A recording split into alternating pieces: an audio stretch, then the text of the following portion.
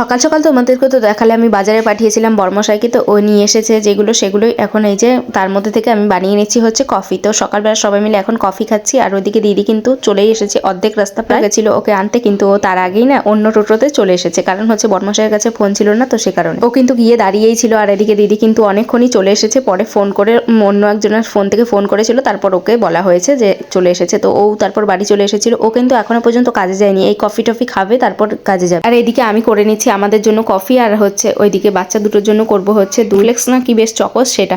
তো আর এইদিকে হচ্ছে আমি কফিগুলো দিচ্ছিলাম, আর ভাগ্নেকে বলেছিলাম যে চামচ আনতে, তো ওই চামচটা আনতে গিয়ে দেখো বলছে আমি হচ্ছে গুলে দেবো কফিগুলো। তো আমি বললাম গুলো, তাহলে ও ওইদিকে কফিগুলো গুলে দিচ্ছে, আর এদিকে হচ্ছে ওদের খাবারটা আমি বানিয়ে নিচ্ছি। আর এইদিকে কিন্তু বাড়িতে চলে এসেছে চাদরবেলা, তো বিছানার চাদর সেগুলো বিক্রি করতে এসেছে, সেগুলো দেখবো বলে একটু বেশি তাড়াহুড়ো করছিলাম। ওইদিকে শাশুড়ি মা রাখছিল, আমারও রাখার ইচ্ছে ছিল, কিন্তু এখন আর রাখা হলো না। তো পরে যেদিন আসবে সেদিন রেখে নেবো। আর ওইদিকে ওদের খাবার গুলে দিয়েছি, ওরাও এখন খাবে, আমরাও এখন খেয়ে নিই।